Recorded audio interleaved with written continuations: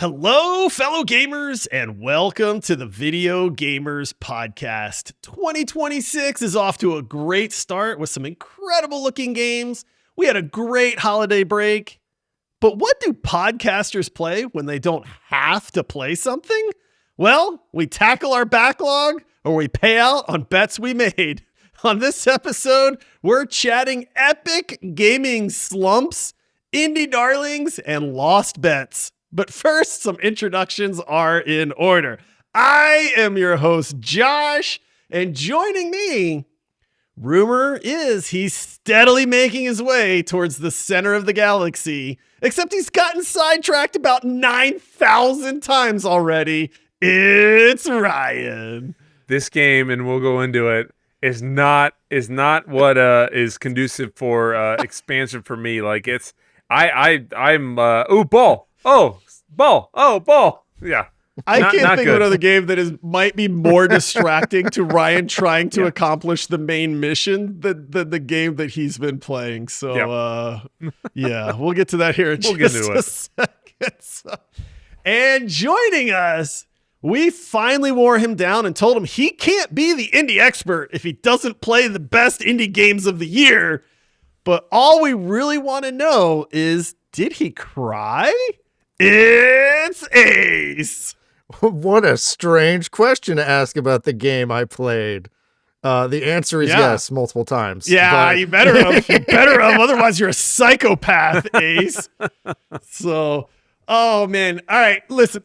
Thank you for joining us, everybody. We are back into the flow, man. The episodes are flowing. We are playing games. Like, we are just living the best life in 2026 right now, man.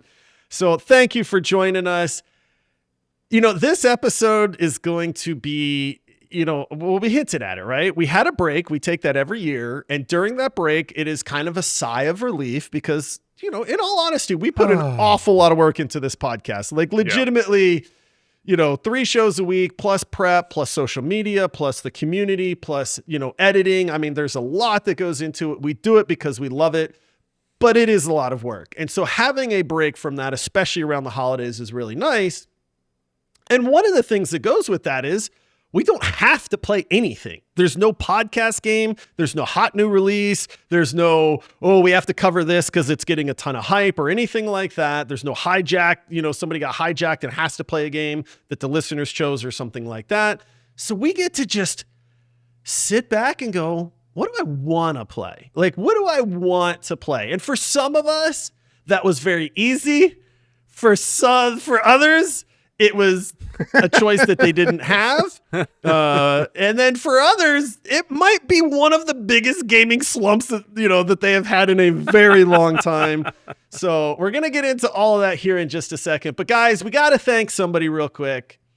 Long-standing member of the community. We love thanking people, but the great Dingus Khan did what we love to see, and they said, you know what? I was supporting you at the rare tier on Patreon, but guys, I'm going to up my game, and I'm going to support you at a higher tier. So thank you, Dingus Khan, for upping your pledge to epic status. I hate you both so much. You're ruining poor Dingus Khans. Thank you, because you guys are doing the really dumb. Oh, you're a real one, homie. Thank you very much. We'll never join you. I know that's what you guys want. We appreciate it. But thank you, Dingus Khan. I'm sorry that these two dinguses over here. Wait, is that family then? Twice removed. All right. So, guys, let's get into this. I hinted at this. Ryan, we're going to start with you because you lost a bet.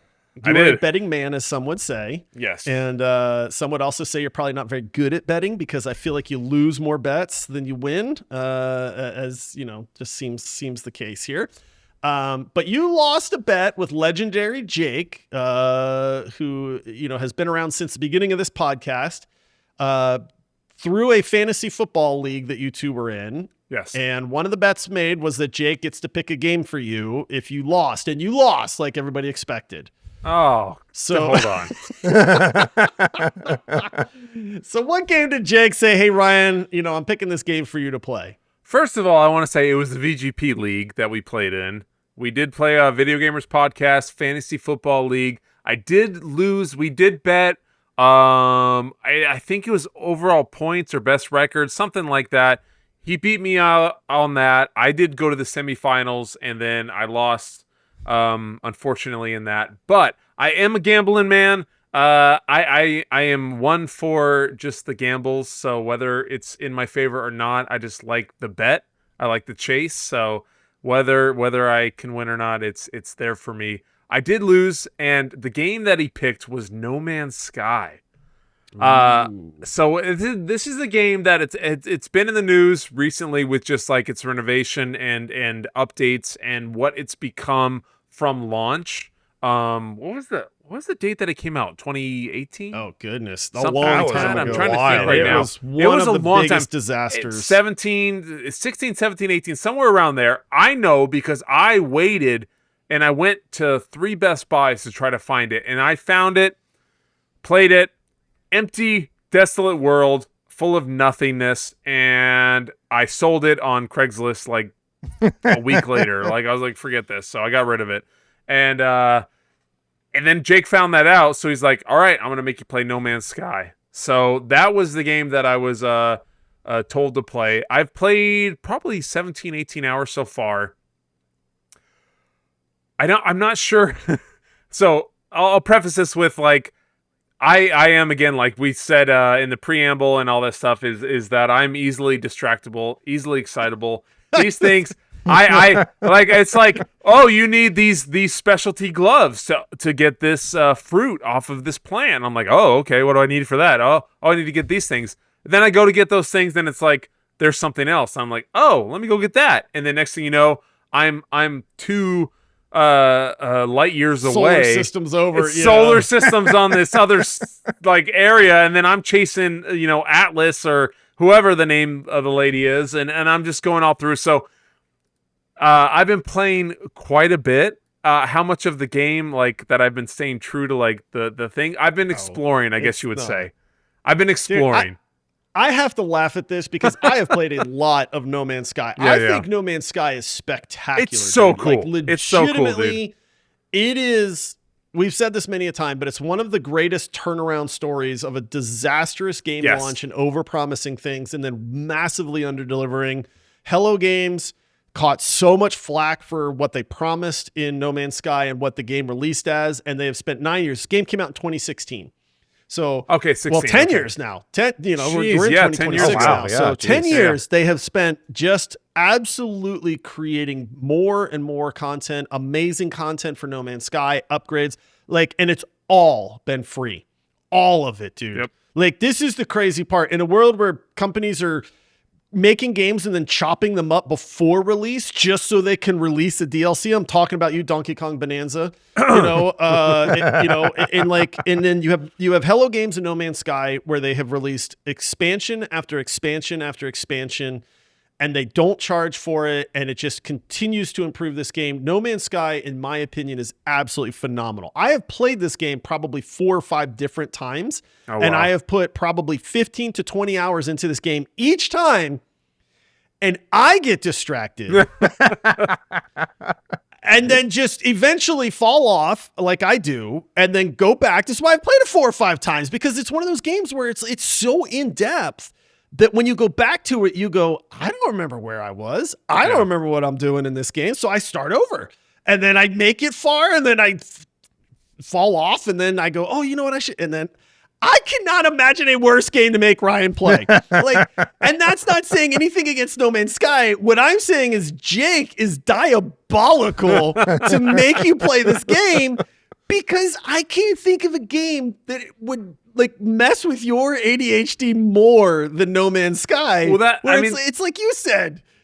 That's why I love Red Dead so much. Because I could just wander, and then that's unfortunately you can wander infinitely in this game, endlessly throughout all solar systems and realms and worlds and hyperdrives, and then oh, I have to craft this to make this, and then it didn't help that I was in some Nexus zone and this guy just dropped me a bunch of stuff. Oh, so wow. I had millions of credits. all out of Oh, nowhere. And so I'm like, oh, this is sweet. So then I'm like buying stuff and trading things, and then I was, oh man, it went to another level at that point, because then I'm trying to craft all this crazy stuff and upgrade my ship, and it was definitely something different. But I could tell how much work from day one, because I literally played it day one, to where it is now. Like, there's actually a direction with this game. As infinite as it is, there is a direction you can do,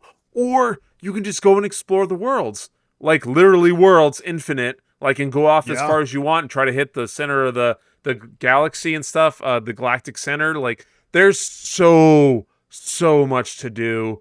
It's untapped potential, and there's a lot there. So it's definitely a cool experience. I am not done with it yet. I still have that itch. Yeah. I definitely still have that itch to keep playing, and check things out and look more, because I'm really starting to develop like all the extra gear and the upgrades and all the things you need in the equipment. So I kind of want to see what else I can do, as I explore. So it is cool, and I love exploration. I love, you can go through and you can analyze the worlds and check out the plants and the trees. Start learning and the languages, which is fun. You can upgrade, and then you find out knowledge centers and all that stuff, and you trade for knowledge and unlock words that you can learn and stuff. So there's so much there. So it is, they have done a lot. So kudos to them. It is definitely a different game from what it was 10 years ago. So it's much better than what it was the first time I played. So seeing what they've done with No Man's Sky, does that make you even more excited for Light No Fire? No. No? No. I'm way more excited for Light No Fire than I ever was No Man's Sky. I'll see it. I'll see it when it comes out. Like, we'll see. Yeah. See, No Man's Sky is not my kind of game, but I love what it represents as this redemption story within gaming, as well as the memes that have come from that, where anytime they put out a free expansion update or whatever, everyone's like, no, Sean Murray, I have money. Yeah. Honestly, and we've said this many a time. It's like, guys, just rest and work on Light No Fire. Like, No Man's Sky is done. It's everything you ever dreamed it would be and more. Like, you've paid your debt to society. It's a decade old. Like, come on. Like, just give us Light No Fire. You can rest. Yeah. If you haven't checked out No Man's Sky, it's absolutely incredible. Somebody like me that loves progression in a game, like, oh my gosh, dude, they just feed it to you with all the gear upgrades and your ship upgrades, and you learn the languages, and it's just, you get new ships, and then you fly better, and then you can fight better, and they add more like just random events, and there's combat, which is good. And it's just, there's 1,000 systems in No Man's Sky that all work so well. And I will say this, I feel like the barrier to entry for No Man's Sky is not that bad. And I've been referencing, and so, I love you, Dissertory, but, we compare it to Star Citizen sometimes, where it's like, Star Citizen is overly complex, in my opinion. And No Man's Sky does a better job of introducing people to its systems in a way that's easily understandable and is fun to kind of engage in and things like that. And I'm not trying to slander Star Citizen. I'm just saying there is a way to have a complex game and have people like ease them into it and all the different systems and make it fun and kind of, because they start you off on that initial planet and they say, hey, go build this base. Okay, this is how you fly. This is how you fight. This is how you make it to the star station thing, and this is how you start interacting with the aliens and vendors and things like that. I think they do a great job of easing you into No Man's Sky to where before you know it, you're just in it and you're having a blast, and it's awe-inspiring in a lot of ways. And also, please give us Light No Fire. So, all right, listen, we're going to take a short break, and then we're going to hear about what Ace played, because I really want to hear his thoughts on this, because he has not shared them with us at all. And I'm dying to know. So we'll be right back after this break. All right, we're back. Ace, I kind of, I trolled you a little bit on this one. I teased this a little bit. But what did you play over the break, Ace? Unsurprisingly. Yeah, I did play some Rivals. Yeah. Yeah, I did. I definitely played some Rivals. Had to get my Luna Snow in for the week. Yeah, well, of course, you got the tattoo. Yeah, I have to. Yeah. It's basically a requirement. It's an obligation. Yeah. But in a pre-show for our Patreon, subscribers, subscribe on our Patreon. We have a pre-show that's really good. You definitely want to check it out. The last few have been pretty great. Yeah. I told you that I would finish Expedition 33 over our winter break. And as I continue to be, I'm a man of my word, and I did finish Expedition 33. Yeah. Yes, Ace. Heck yeah. Yes. Now, when you played it, where did you stop? Had you made it? You hadn't Just made before it through the Act first 1 accent. yet. Okay, so you didn't make it to. We won't spoil things for people. I was say, how much am I allowed to say here? Like, I would not spoil the end of Act 1, but I think you can go further than that. Like, save that part. You know what I mean? But it's tough. I know it's tough. It's really hard to say what I'm thinking about the game without that.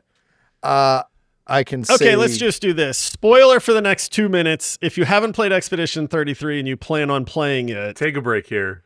Take a break right here. I will say... Okay, you've been warned. Some of the best stories that have come into fiction lately are about grief. And I don't think I've played a better representation than Expedition 33 when it comes to that. Dude. Like, when we think of really emotionally impactful games, 2 games now come to mind for me, and that's Disco Elysium and Expedition 33. Yep. Oh, and amazing games.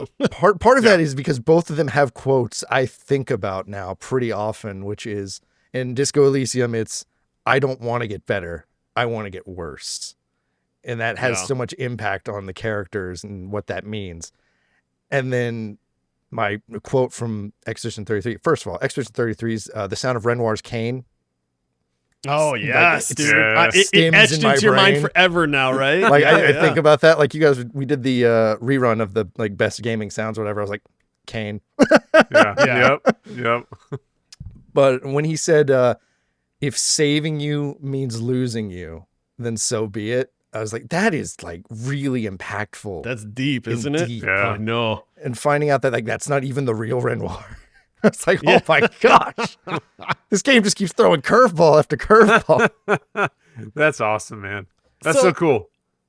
What did you think about the game as a whole, Ace? Like, I mean, that's kind of the $1 million question is like, what is your, like, if you had to rate it, what would you rate it? It's absolutely a 10 out of 10. That's not even a question to me. As someone who enjoys turn-based combat, enjoys RPG, like relationship building elements like that, like Persona. Like if you love Persona, you're going to love Expedition 33. For sure. Yeah. Right. Like there's no See, what's reason weird you is don't. I love Expedition 33, but I don't love Persona. I think Persona is a little bloated and it's got a lot of weird subsystems and stuff. It's not as streamlined as Expedition 33, which I know some people like, you know.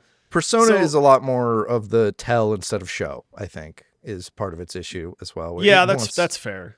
Where Expedition 33 has all these massive set pieces and things like that. It's trying to tell you through that instead.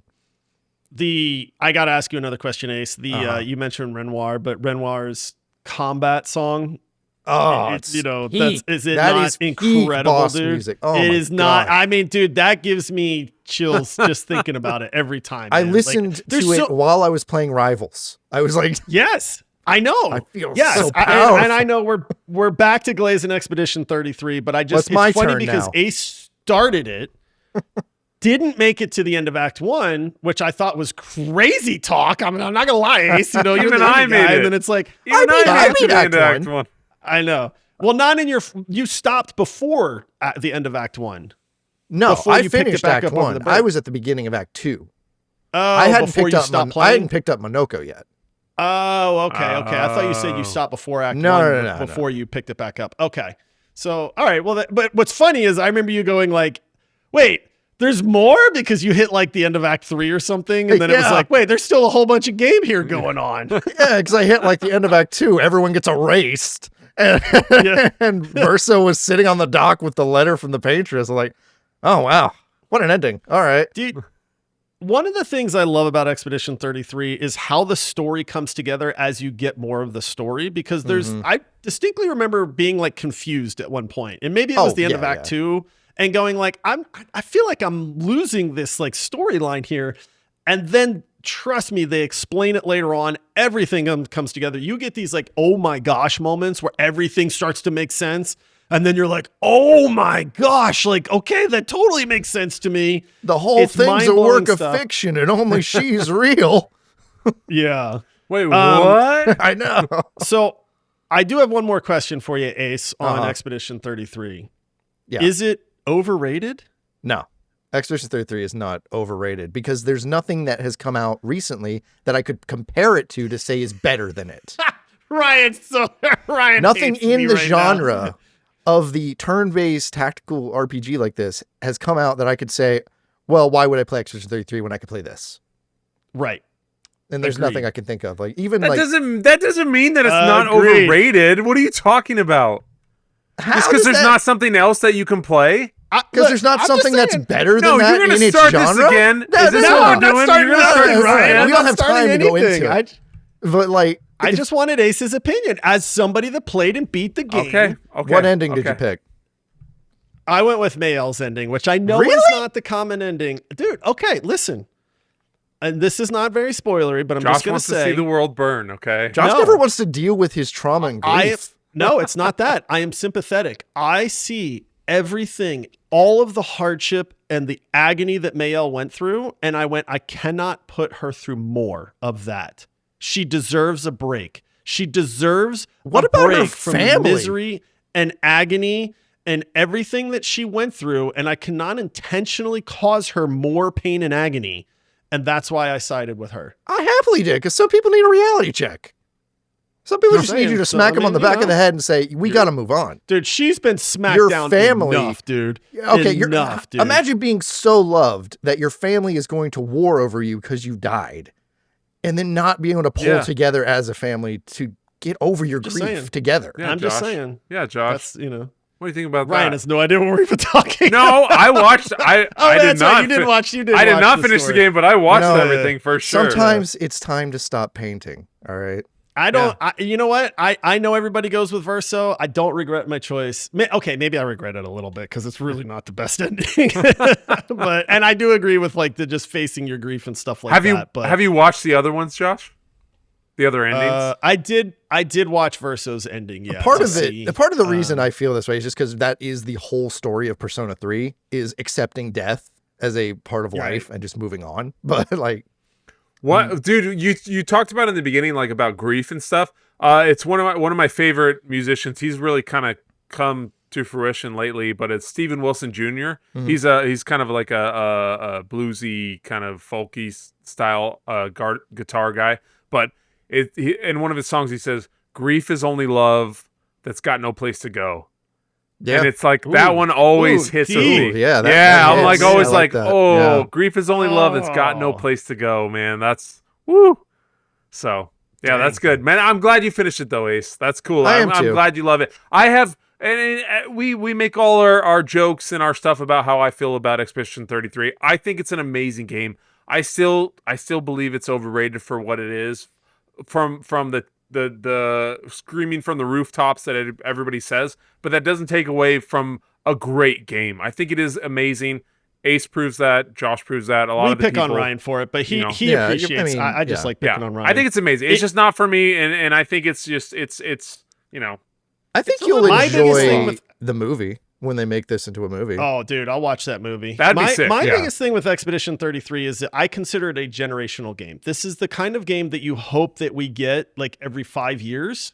You know what I mean? To where it's like there's not many games that come out that rival what this kind of game is. You know, we got God of War and Red Dead 2. We got Cyberpunk. We get Elden Ring. I consider Expedition 33 in that kind of tier of game. Like I said, they're generational type games. Whereas gamers, we hope that we get these every, I'll say 3 to 5 years. Yeah. And then we're lucky if we do and people remember them. And that's kind of that magic that we capture as gamers and that we hope for. And Expedition 33 is like that game that delivered on that.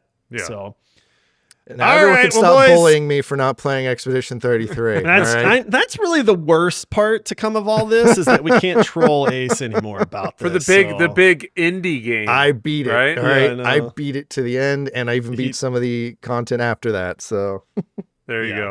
All right. Well, Ace's job is safe, I guess. So, All right. Well, for me over the break, guys, I have hinted at this. I had legitimately, I think, one of my worst gaming slumps ever. Dude, you were going. Yeah, through will you so let us many- know religiously, like over and over every and over? day. I was lost, man. Every gamer has been here. We've all been here. This is the thing, is that every gamer can relate to this, right? I got time to game. I got nothing I have to play for the pod, and I can't find a thing that I want to play. Guys, I'm gonna go through the list of games. Now, this is a 2-week time span that we were off, right? Oh, no, 2.5 here we weeks, go. I think. Here right? we go. You guys want to hear brother. the list of games that I went through trying to get something to stick? Okay. Witchfire, which actually stuck for a little while. That was kind of the number 2 game. Dishonored 2. Bought it, played it for like an hour and a half. You Nope. did not like Uninstalled that it. I tried to do an Expedition 33 replay. I installed it. Ryan even called 30 me out minutes. on it because he was like, oh, I guess this didn't stick. I installed it. I started playing the New Game Plus. I made it like 40 minutes in, and then I went, I can't do this, man. I've done this before. I tried playing Risk of Rain too with a buddy. It's fun, but I feel like I've kind of tapped out most of that content in game. I made a promise to Ryan and other people that I would try Spider-Man. So Yeah. I bought Spider-Man and I played like 5 hours of Spider-Man, and then I went, no, this ain't doing it for me either. Like swinging around the city's great, but the rest of the game's kind of meh. Ryan, you called that one. Also, you know me well. Yep. I Ditched tried me getting on back Lords of into the Fallen. Rocket League. Lords of the Fallen, Ace and I Ditched played me. one session of Lords of the Fallen with Ace, and then I uninstalled it. And Ace knows because he never asked me again. He knew right away. I knew. Like, you I already guys know knew. me so There was well. no point. Like, there was never another mention of Lords of the Fallen from me or Ace, because Ace knew 100% that after that one session I uninstalled the game. This is nothing against any of these games, guys. These are all great games. Like, it was me. I could not get into anything, and I felt like a guy that was just floating adrift in an ocean. And then I started getting into demos, right? So I tried the Super Meat Boy 3D demo, because that came out. I tried the Time I that Have one. Left demo, so I got into some of these indie game demos. None of those stuck. I was like, nope. and I literally was like, in our community, I was just like, guys, I am in the worst gaming slump. I can play anything I want to play. It doesn't have to be for the podcast, and I can't find anything, man. and then a hero comes along. Our very good friend, awesome member of the community, Bobby S. I get a little notification. You have been gifted a game on Steam, and I go, oh, what's this? And sometimes we go like, this is an amazing gesture, but like, we're a gaming podcast. Like, we don't need you to gift us games necessarily. Like, we play them for the pod and things like that. But I get, you have received a gift. And I went, oh, okay, well, let me see what this is. And Bobby gifted me The Last of Us 2. And I went, why not, guys? I swore I wasn't going to play it. Because I know what happens, and I was like, nope, The Last of Us was awesome. I'm not going to play The Last of Us 2. I don't like where the story is going. Ryan called me an idiot. He was like, bro, you got to play The Last of Us 2. 100%. It's the continuation of the story. And Bobby gifted it to me, and I went, fine. I think what I needed to get out of this gaming slump, guys, was a really good AAA title, because I start playing it, and within like an hour, I'm like, okay, this is it. Like, this is it. I'm engrossed. I'm back with Ellie and Joel. The story's playing out. I know the story of Last of Us 2. There were no surprises for me on this one, because I didn't plan on playing the game, so I knew what happened. But dude, I get into it, and I am in, and it just, that's all it took. So thank you, Bobby S. number one, for getting me out of this slump. But also, Last of Us 2, really good, guys. Really, really good game. I think, I like a lot of the parts of it. Like, if I'm going to talk about like, how do I feel about the game as a whole, I don't think that it is as good as The Last of Us 1 in the way that it tells the story and kind of has the twists and things like that. It definitely has some of those like, oh my gosh moments. Number one, you know, what happens to Joel. That sucked. I was not happy about that. But then there's other parts in the game where I am just like, I think I even told you guys, I was like, bro, this game sucks, dude. And I don't mean that the game sucks. I mean the world sucks. The world Everything is sad. Everything is sad and everything is bad. And like, why am I so invested in watching this suffering and this struggling and like just this crap going on to these people? But I'll tell you what The Last of Us 2 does masterfully is it tells a story from two different perspectives. And Ryan, you brought this up. So again, I'm going to give you credit because you went, bro, Abby's story is awesome. And I went, I don't care. I don't like Abby. I don't know who she is. All I know is that she does bad things. Yeah. You know what I mean? And then as you start to see like Abby's side of things, it is an awesome example of storytelling from two different sides, right? Like it's one of those things like no villain ever thinks they're the bad guy. Yeah. You know, they think that they're doing the right thing for people or for something, you know, and then that's why they're motivated. And it's like, I'm in The Last of Us 2. I'm 30 hours deep and I start questioning like, who's the bad guy here, man? Like, is it Ellie? Is Ellie actually the bad guy? Is it Abby? Like, is Abby the bad guy? Like, I don't know. And anytime a game does that, dude, you know you're onto something. So I will say this because we're running low on time. I have a few complaints. I think that they bloated the game a little bit. You know what I mean? And this is a minor complaint, but I do feel like The Last of Us 2, my playtime in that was like 30 hours. And I was whining a little bit to you guys. And you guys say it's a minor complaint. We heard a lot. Oh, we heard a lot. Yeah, it's true. It's true. It's true. Because it's like, I felt like this should have been like a 20-hour game, not a 30-hour game. So there was times when I was like, guys, this is artificial bloat. It's aggravating me. I'm running out of time because I really wanted to beat this game before we got back from our break. You know? And that's the problem. That was your problem. That's why you felt like it was bloat, dude. Because I never, ever felt like that. Because I played it the week it released.